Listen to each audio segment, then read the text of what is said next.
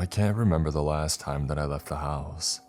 I do know that I ran out of my medication a few days ago, but the apathy that I was feeling just kept telling me to stay in, lock the door, and go back to bed. Not like I could afford it anyway, with no insurance to speak of and barely $10 to my name. Heck, the last grocery delivery that I got is barely hanging on, despite my depressed appetite forcing me to ration it. I had about 12 different voicemails from my mom asking why I wasn't responding, begging to know that I was still alive, but I just couldn't. It wasn't worth it because she wouldn't believe me anyway. Hell, I'm surprised she hasn't flown over here yet to drag me out. I can hear her now. You know that you're better than this, Daniel. Get up. Yeah, great motivation there. It was the voice in my head telling me that I was worthless, that it would be better for me, for everyone, if I just took myself out of the pool. It's not like I contributed much, just a struggling writer who posts horror stories on the internet. Not like it was enough to keep the lights on. Then again, I don't know if anyone would notice if I stopped paying rent in this shithole high-rise, other than the slumlord that already bled me dry like a damned vampire. He didn't even come around anymore, and knew that eviction wasn't worth the trouble. The cops didn't care about things out here, and this guy was already on their shit list. Must not have paid his dues to the police union lately. Loud discordant tones rang from my phone, sitting on the charger beside my bed. I don't even know why I bothered to keep it charged other than doom scrolling anyway. Not like anything was looking up in the world recently. I figured it was just another silver alert, some old dementia patient taking the keys when they shouldn't. My grandpa made it all the way to Mexico like that one time. Unlike his decaying brain though, mine found the idea of being outside terrifying. Just the slightest hint of stepping out of my apartment was dread-inducing, with the insane amount of things that could go wrong at every moment. Hell, just going to the grocery store can get you shot these days. Why risk it? Not the point. Check your phone. The sleep in my eyes wasn't leaving, taking every chance when I tried blinking it away, desperate to put me back under its dreamy spell. My hand darted out, limbs heavy, still not awake, and pulled my phone to my face. It wasn't even dark out, despite the blackout curtains making it look like it was the dead of night. No, the phone read 2:37 p.m., with the alert notification in full right below it. Emergency nationwide alert. All persons. Do not, under any circumstance, look at the sky. Please close all windows, doors, and any other way to view the outside world. Please shelter in place until the alert has been lifted. If you are not in an area to shelter in place, please carefully move to the nearest building with adequate shelter. Repeat, do not look at the sky under any circumstances. If you or someone near you has made this mistake, immediately administer the following emergency procedures. 1. Restrain the exposed. Rigid, stronger bonds are recommended. 2. Do not attempt to reason with the subject. They will tell you that they're unaffected. 3. Terminate the subject through dismemberment or immolation. Use both to be safe. 4. Remain hidden until this alert is lifted. The hell's going on? I mumbled, still in my half-asleep state. I'm barely through the message when a call starts coming through from my mom. God, I don't want to speak to her, but with something like that coming through, I want to think that it was a prank. Some joker hacking the system for some kicks, like Max Headroom back in the day. I don't know though, so I better at least set Mom at ease. Guess it's the best time to let her know that I'm alive. Take a deep breath and answer the phone. I hit the button, with Mom's voice coming in almost immediately, frantic and screaming. I barely make out what she's saying. Oh my God, are you okay? Are you safe? Don't do it. Don't look out, please. She was tripping over words and sobs started coming between. Your father. Oh God, your father. Mom, what the hell is happening? The sleep is shaking out with my fear spiking instead. She never sounded like this. Mom is always the tough, no-nonsense type, more likely to curse at a problem and beat it into the ground instead of walking away. I barely ever heard the woman cry, much less utter the word God without it being in Sunday school reference. Where's Dad at? What did he do? He was outside doing yard work. You know how your dad is. Next thing I know, he's bashing at the door trying to get in. He's changing. I swear that his eyes are gone. He's practically foaming at the mouth, but it's like all his teeth are they're growing or something. They keep getting longer in his mouth and sharper. I don't know what to do. What do I do? He's trying to say something, but I can't understand the words. The words are coming out more forced now, sobs more pronounced, and her breathing was cut short in fear. Whatever apathy that I had about talking to her before was gone, now full of fear that this may be the last time that I speak to her. Mom, you need to hide. Go in the bathroom, there's no windows or anything. Grab a phone, a charger, a knife, whatever you can. Don't look out, do you understand? Jesus, is that me talking? I haven't had this kind of command in years, and not since I burnt out around my mid-20s. Adrenaline is one hell of a drug. Mom, I need you to confirm. Do you understand me? Yes. She stuttered. Winston was out there with him. He's gone. Oh shit, their dog. Stereotypical bulldog name aside, he was a good boy. Probably got spooked about what had happened with Dad. No, I can't talk to her about that right now. Got to keep the confidence going or she'll break down completely. We'll find him later, he probably ran off. No, he's gone. Your father has him. He's making something with the body, like a statue or something. She was muttering now. Mom, are you moving? Are you going to hide? I asked again, pressuring her to keep going. I need you to hide in the bathroom, the one connected to your room, okay? Lock every door on the way and keep yourself safe. Please, Mom. Glass shatters as she screams, a garbled sound coming from nearby. There's a brief thud as Mom drops the phone, making it hit the hard wooden floors of their house. I can hear Dad's raspy voice speaking with something unintelligible through a warped mouth. He has me, please, talk to him, help. Her sobs were punctuated by scrapes along the floor with periodic thumps, shattered glass tinkling and crunching on the ground. No, Jeremy, please, I don't want to go out. Come and see. A hiss was barely audible over her screams. Dad's voice. I could recognize it anywhere, even through these strange noises that he was making. Worship with us. No, please stop, don't make me look. Mom's screaming pleas are cut short. Complete silence on the other line before she suddenly begins to whisper. Praise be. Mom, please, are you okay? I was screaming into the phone now, holding it to my face on speakerphone to try and get any attention possible. Instead, I only got silence, punctuated by the occasional scream in the distance. Nobody answered my cries. I finally hung up, knowing that nothing would come from staying on the line. My only thought was that at least I had peace of mind knowing that my parents are already gone. It's not some mystery that I'll never know the answer to, so at least there's that, I guess. Now I know it's not a prank either, something really messed up is going on. Okay, be logical. The alert said don't look at the sky. Dad was outside when it happened, so that confirms something there. Restraining them makes sense now, but destroying them?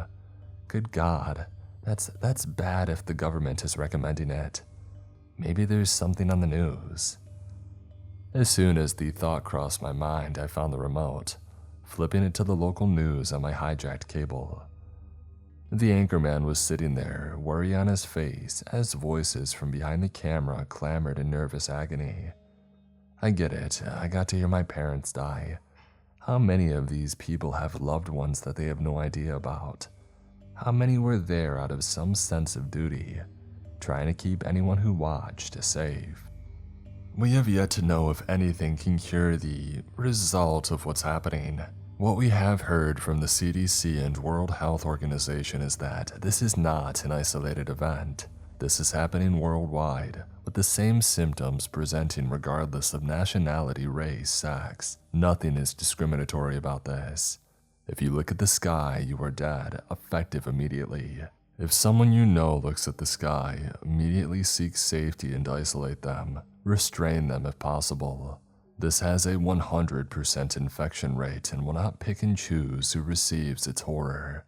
We hope to have a representative from the CDC on soon to speak. He was stammering, barely keeping it together. The phone ringing nearly made him jump from his chair, the sweat on his brow drenching his perfectly groomed hair. Well, yes, that seems to be them now. Professor Sigurd. Yes, this is Professor Sigurd. Please, if you're listening, we beg you to not go outside. Don't look out your windows, don't do anything that could expose you to a clear view of the sky. Something is changing, people. He was frantic, terror in his voice, but also menace. He knew something that the rest of us didn't yet. Please, if somebody you know is exposed, isolate and restrain them. They will try to expose you as well in any way possible. Explains what my dad did, I guess. The professor kept going, though. The only thing that affected beings want to do is reinforce their numbers. They'll do it through any means, even working together. The only thing that we know is that they speak of worship for whatever they see. He continued on. I'm sorry, Professor, can I ask a question? The anchorman said, holding a hand up like he was commanding the caller to stop. What the hell is up there? Well, as of now, we still don't know. We're attempting to see how we can view it without causing an infection. It's a drawn-out process of trial and error. He replies, shaking in his voice. It's currently unknown, though we have tried to see it through cameras and other means. But nothing comes up. It's like filming a clear sky. So recordings of the phenomena will not cause infection. The anchorman tries to clarify, a look of relief spreading across the nervous lines drawn taut on his face. We have only tried digital recordings, but yes, the infection will not take hold when viewed through recorded video. That said, we have yet to commence live viewing, only trying pre-recorded as of now. Please use discernment and do not try anything that could expose yourself or others. Still rambling on, he sounded more panicked than before though. Something else was creeping in. I want to stress, and I feel that I cannot do it enough, to stay hidden from any of these things. They are no longer your loved ones. They are no longer the people you know, worked with, or grew up with. They are monsters, plain and simple. I turned it off. Not like I had planned to go outside anytime soon anyway. So no worries about looking at the sky for me. Now just to lock the doors and wait for things to blow over. Mom's screams keep bursting through my mind though, making me jump as if she were right next to me, shrieking for her life as Dad drags her away. It all felt so real that I just had to try. Picking up my phone and letting out a deep sigh, I called her number. Ringing. The steady and consistent dial tone sound as I waited for her was torture. I knew she wasn't going to pick up, so why the hell was I doing this? It's only going to go to voicemail, and then I have to hear her sounding happy. But the screen changed, video popping up as she answered a video call. The ceiling was visible only, their fan spinning lazily above, a spatter of red on one blade still dripping down steadily.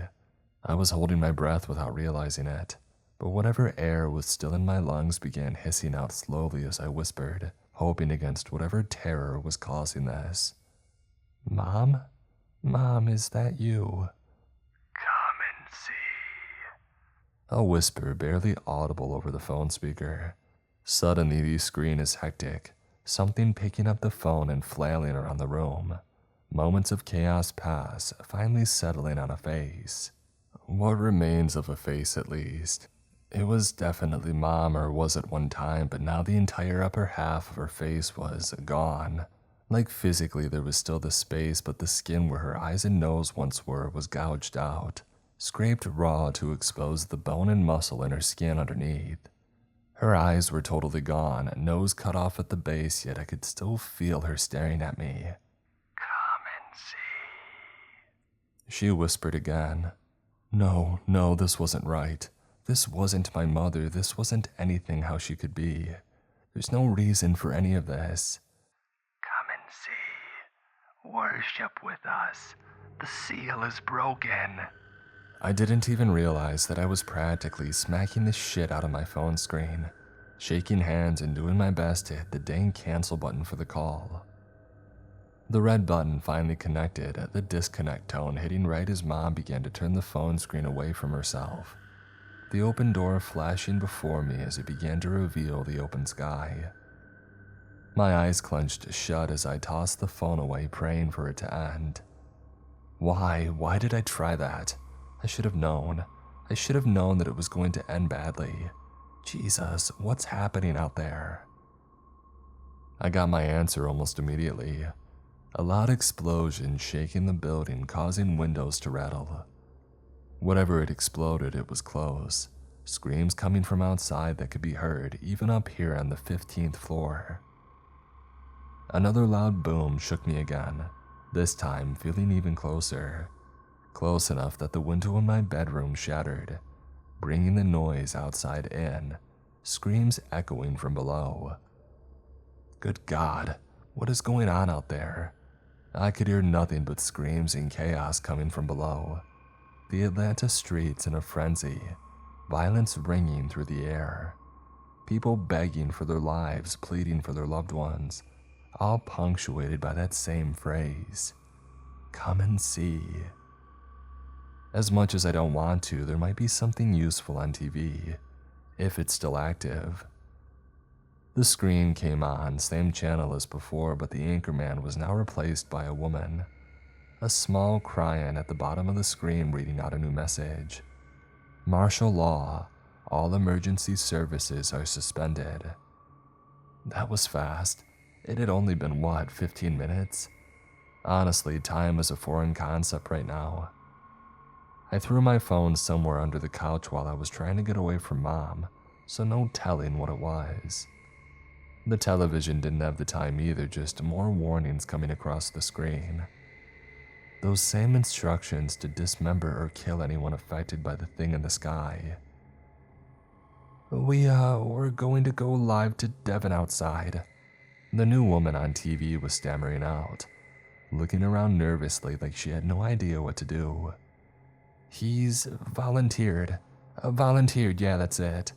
He's volunteered to go outside and film the sky for us live to see what's up there.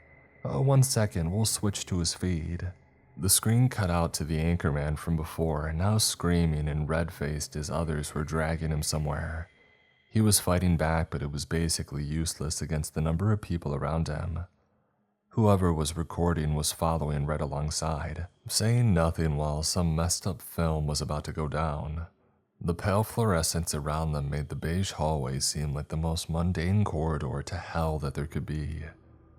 Finally, they had reached a heavy metal door with the group setting Devin down and pushing his back against it.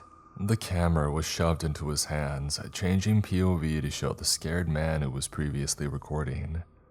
Before Devin could beg for mercy, they pushed him backward through the door, the camera falling with a thud next to him on the ground. They slammed the door shut as Devin's sobbing and bleeding face is captured for the world to see, still lying on the concrete. Please, I just want to go to my family, please. He was choking out between pained sobs. Liza, please be safe. I'll be there soon. I didn't realize until the screen began to blur, but I was crying now. Jesus, I felt empty for so long that I almost forgot what it was like. Between seeing my own family and hearing what's on the streets, can't say that I didn't feel for the guy. Hell on earth, but he probably has no idea where his family is. I was almost rooting for him like I was watching some underdog at the Olympics when he left the camera behind, keeping his head down and running fast. There is a small car parallel parked right down the street. I'm guessing that it's his because he dug keys from his pocket before jumping in. Car starting with a jump before it was swarmed on all sides. People. No, the blood all over their faces said otherwise. Monsters. That idiot. A woman's voice cut in, feed switching back over to the studio news desk. The woman was beating her fist on the table, anger overflowing in her voice. Oh, sorry folks, technical difficulties. We'll be right back. The screen flashed out instead, taken over by the emergency alert system, same as before. The people down at the station must have lost the battle with their own sanity, turning on each other, not surprising. It took me a few minutes of searching and grasping blindly under the couch, but I finally found my phone again. There was a missed call from Mom. I'm assuming just to try again for her original goal, but I know what she is now. I'm not risking that. Let's see if there is anything else out there though. Twitter was a cesspool as usual, with plenty of conspiracies floating around. Reddit wasn't too much better, some claiming that it was the end of the world while others said it was some Russian attack. Meanwhile, everything around the world was going through the same nightmare. People turning into monsters outside our doors, but were arguing on the internet about who's behind it. Nobody even knew what the heck it was. All of this complaining, all of this blame being thrown around, and nobody can even know because just looking up is enough to turn you into one of those things. The worst part is that it doesn't show up in photographs or videos, not digital anyway. There was talk of trying analog recording methods, a lot of discussion about how digital can't capture it because of cybernetic cloaking or some shit like that. There's no telling what's truth and what's not at this point. The analog idea got me thinking though. God, where is that thing? I ran to the closet to throw open boxes still packed from moving over 2 years ago, desperately searching. Finally I found it, my old Polaroid that Dad got me for Christmas one year. This thing was vintage and he found it in great condition. I double checked it was good to go, grabbing a pack of photos for it and loading them in. Camera open, the daylight seeping in from cracks under the window. I tested it out. The shutter gave a mechanical hiss, bulb flashing bright against the relatively dark room, and a small picture zipped right out of the camera's front. Alright, take it out, flap it around for a second, and good. My tiny studio apartment was all there, caught on grainy film against the backdrop. In a world that wasn't ending, this would be the cover of a Midwest emo album. Alright, step up. Don't look up, just put the camera through the window and press the shutter. Don't even think about it. But thinking about it was the only thing I could do. Okay, start slow instead. 2 hands, nervously reaching from this side of the curtains while turning my head as far as I could, trying to hold the bulky camera steady enough to snap the picture. I didn't even know if it would get a picture. Angle it toward the ground now, okay, and click. I could hear the bulb hiss, that same shutter sound before I yanked it back in, looking with fear at the undeveloped photo jutting out from the slot. Pick it up and give it a wave. Color began to fade in slowly, revealing the lush greens and browns of trees below in the Atlanta fall. Around the street, though, was a bloodbath straight from a horror movie. These things were just grabbing people, horror on their faces as they were dragged from homes and businesses, all being forced to open their eyes, looking up at the bright, cloudless sky above. Even in the grainy photo, I could still catch the fear in those people's eyes, some seeing their final moments against their will. Others were right in the midst of their own agony, gouging their eyes out with fingers, scratching any semblance of sight from their face with whatever they could find. I dropped the photo upon noticing a child with what looked like a shard of broken mirror from a nearby car, readying it in front of his left eye for something that I knew wasn't going to be good. Hell, I don't want to do this. I don't even want to try seeing what's in the sky. What if I can do something good though? Maybe contribute something good. Solve a part of this big, messed up mystery of a situation. I can try, right? Deep breaths. Deep breaths. Stick the camera through the curtains again and keep it steady. There weren't any taller buildings than mine nearby. The the city is starting to level out into suburbs just outside of my window. This is it.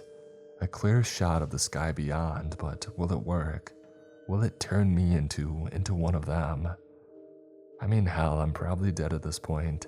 Still too scared to leave my apartment at the end of the world. Still worried about eviction or paying bills like there's even going to be a tomorrow. My finger clicks the shutter, that same bulb flash and hiss as it imprinted outside onto the film. Deep and steady, careful not to bump the photo as I bring it back in, making sure to keep looking away from the crack in the curtains, the world outside going straight to hell. I got it. I got the photo. Now just to give it a little exposure so that it develops. Jesus Christ. I see it. Clear as day, I see it. It's showing up on the Polaroid, this giant. It looked like a man up top, riding a horse like he was heading into battle. The horse was beyond dead though, skin and nerves flayed, exposing the dark red bloody muscle underneath. It was in motion as it was captured on the grimy photo, legs mid-pump, propelling itself toward Earth. No telling how big the damn thing was, but it was larger than the sun in the sky, threatening to blot it out at any moment as it cast a shadow over the world beyond. The rider was even more terrifying than the skinless horse, a charred, barely hanging on body with missing limbs. The foot was barely attached, jostling alongside the horse. Meanwhile, the face had its eyes gouged out, much like those below, but it looked like his wounds were cauterized, terrible burns marking the top of his visage as his jaw hung open, one side dangling down further in a lopsided grin. I wanted to throw up, wanted to scream and open the window wide to show myself that it wasn't real. I could hear something nagging at the back of my mind the entire time, a guttural, whispered voice struggling to speak through a destroyed throat. Come and see. Everything else in my head was screaming, telling me not to listen to that thing. It sounds so welcoming though, to look to the sky and let all my worries go to see the giant figure on the red horse. No, I can't let go now. I actually did something. I got some kind of answer right. I did something good. Who am I even asking at this point other than the voices in my head? At least some are telling me to live. It's better than most days. A scream pierced the air from outside, waking me out of the trance that I had been in. Hand reached out to the curtain in front of me to pull it back. No, can't do that. I pulled my hand back fast, like touching a still hot pan on the stove, dropping the Polaroid in the process. From lower down, the scream quickly died out, joining the now steady whispers growing loud enough to hear even this high up, all beginning to sink in their strange beckoning. Come and see. They must have gone through most of these street-level buildings already, which means they'll probably move up here soon. I can at least get the picture on the internet. Maybe someone can do something with it. A tweet, a Reddit post, anything. Hell, I'll put it up on TikTok if it gets the attention that could help someone. It only took moments after I had snapped a picture of the Polaroid to post it, and not long after that for comments to start flooding in. Hey, stop spreading disinformation. Cool picture, who drew it? Nice Photoshop, jackass, but the world is ending. I told you all to repent. Standard run-of-the-mill BS, of course, nobody would believe it. Why believe the insanity happening right outside your window when you can make up stuff on the internet? Jesus Christ, I might jump off the roof before I even get a chance to look at the thing. The flood of notifications started to make me just want to end it all, knowing that there wasn't going to be any help for anyone in this shitstorm of death. And when he opened the second seal, I heard the second beast say, "Come and see." Oh, you've got to be kidding me. As many Sunday school lessons and church sermons that I've been dragged to in my life, all the Southern evangelical hellfire that I've heard, there's no way. It fit though. The 4 horsemen of the apocalypse, except this is the second one. Jesus, what was the first? The pale horse, I think. No idea where he is, but the second was the red horse. The one that was always brought up in sermons about the end times. Endless war and bloodshed to really bring everything together. We really, truly are screwed, I guess. A crash from below takes me out of my focus, remembering millions of Bible verses that I had to study back in school despite how bored I was. Hell, Revelations was one of the few that held my attention for longer than a second. The whole thing was like a metal album on the most hardcore hallucinogens possible. Seeing it firsthand is much more terrifying. It's the end of the world outside. A bloody horse and an undead rider are hurtling through the sky, and I feel whelmed. Maybe it's just the lack of meds in my brain deciding that it's not the worst thing that could happen, but the end of the world feels like a damned relief. Or at least it did until the noises started going downstairs. Crashes at first, mixed in with some of the few sporadic screams left in the streets. And then it started getting even closer though, working from the street through the thin walls of my building. Screams below my feet outside my door. They were finally coming after us. My phone let out a loud siren again, another alert coming through during the chaos.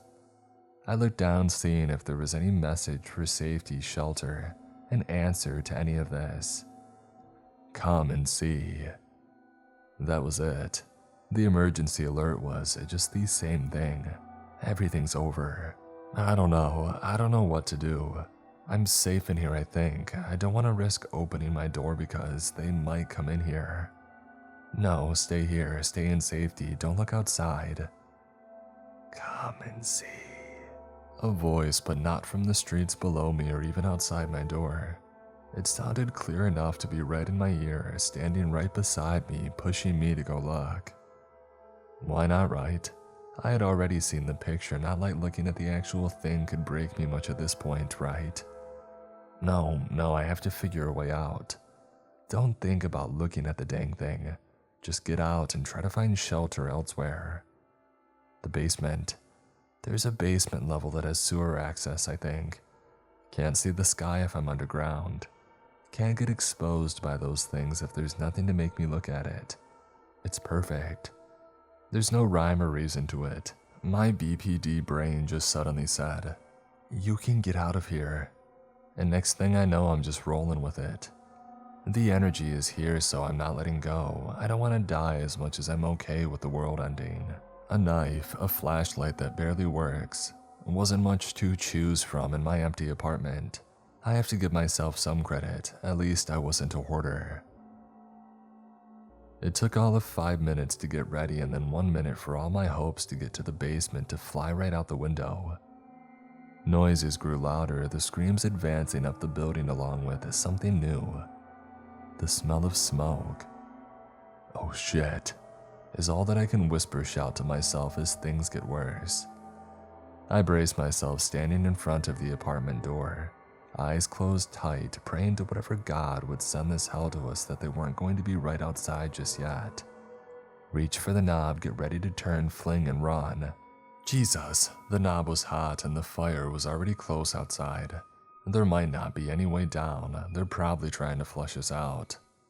I grabbed a towel off the bathroom sink, wrapping it around the knob this time and pushing it open. Flames were already lighting up the dingy hallway, lights flickering out as fire tore through the electrical system. Whatever fire safety system that they had in the building wasn't doing anything. An alarm ringing without any sort of sprinkler even attempting to help. Smoke was rising high, covering the ceiling before the flames could take it first. Only time was keeping it from burning. Alright, change of plans, run the other way. The stairs are on the other end of the hallway, with only hopes guiding me to see if they would still get me down to ground level. Bursting through the emergency door was like hitting a wall of heat, fire already rising up from the ground floor under the winding stairs below. No way down, only up. Screams echo behind me from the hallway, creatures running through to pull out flaming bodies, tossing them from windows to see the sky outside. There's nothing that could get me back there. These damned things already swarming this floor in droves to take more for their own.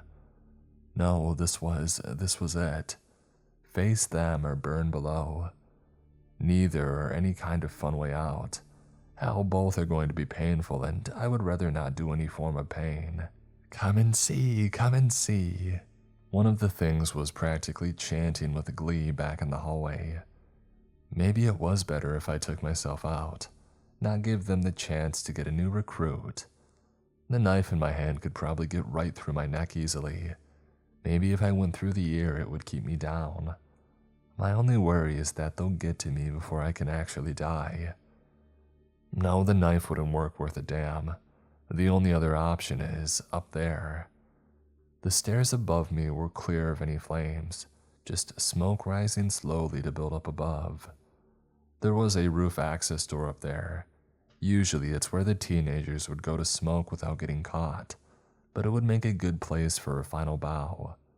26 floors and I'm on 15. I better start running.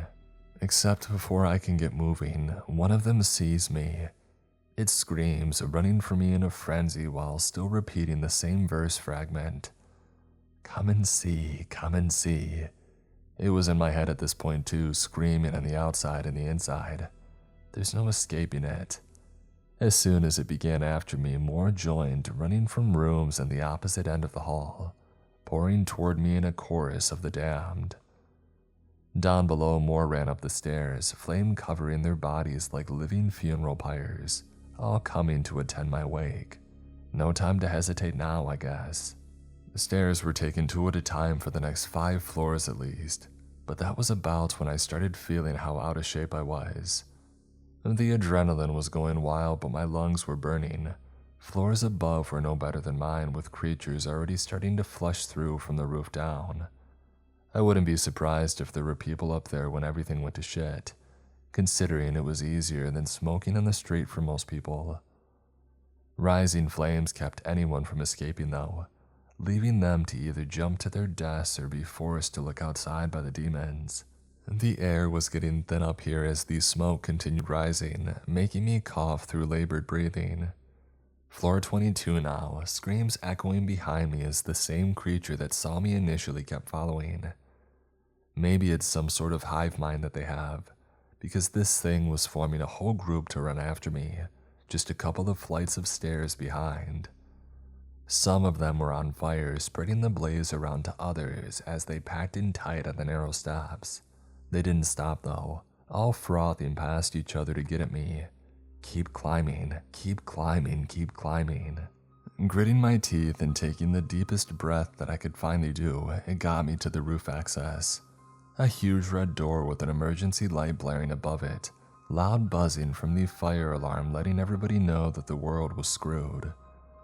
The damn thing was already swinging open and closed hard, wind outside fighting with hot, flaming air inside to see who would win. Come and see, worship with us for the time is near. So many voices down below on the stairs, all screaming out in the same terrifying rumble, eyeless faces smiling up at me in bliss. They weren't afraid, weren't driven by any kind of hunger or goal. They were just happy. It's these same looks that I would see in the adults during church services, those same smiles of being assured in their place in the world, even after they had stepped out of that building and acted like a whole different person than they claimed. That same fake smile stayed though, making the damaged half of their face look even more terrifying in contrast. The chorus of hell continued as I ran out of time to open the door. They were almost upon me when I finally got up the nerve, walking close and closing my eyes before stepping out. I can visualize the entire roof in my mind after being up here so much. Straight ahead is the AC unit for the building. To my right is another, shorter building that could interrupt my fall. My left was the best destination. Over the side, right down onto the paved street below, still probably teeming with these terrors. I don't have a choice. The voices grew louder behind me, screaming, "Come and see!" So loud that it began to make my ear buzz with static, deafening its power. Run, run, keep running. It's all that I can do to keep moving, but I eventually hit the edge, barely stopping myself from falling right over. Stop for a moment and make sure you do this right. Climb up, take a stand, don't face the road though. No, if I see what's below, it's going to make me stop. Don't stop, I can't stop. I have to end this myself before they can end me. With my feet on the concrete edge, the wind beginning to hit me hard, almost knocking me off balance and into the pavement below. I open my eyes to see the creatures pouring out of the access door running behind me. I step back, falling backward to face the sky above, losing any stability and giving myself to gravity. Come and see. The voices rang out again. The sun was bright, but in the moment I fell back to the ground with nothing but the high sky above me. Their words echoed louder, and I saw, finally I saw, while a loud and thunderous chorus all combined into one singular voice, ringing out once more. Come and see. I beheld a red horse galloping through the sky with immense speed. War sat upon him, a massive sword held in frail, decaying hands, slicing the air as more and more on earth cut each other down, brother killing brother. My last sight before gravity turned me on my head was the horse, his eyes burning bright with the heat of the sun, pure hatred burning in its face. As my body turned, seeing the creature began to make me feel at peace. This was our fate, but was it a bad fate? The Messiah will be here soon, and the horseman is just bringing his good news. War will be a blight on the earth no more, with no humans left to foster aggression toward one another. Now we would all come together in worship, spreading the good news of what's to come by opening the eyes of others. My eyes are open now, though these eyes cannot yet comprehend the beauty of what I've seen. No, I'll need to open up my real eyes, the ones underneath these, and then I'll be able to see the true beauty of what's to come, the true salvation all this bloodshed will bring, the coming of a new kingdom built on the bodies of the damned.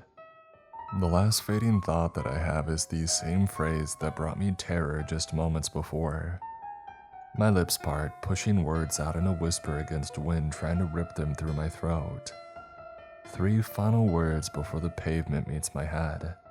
The old me's plan working perfectly as I hit skull first, spilling my brain over the concrete. My lips still manage to finish the final word though, twitching as the rest of my body falls to the ground. Come and see.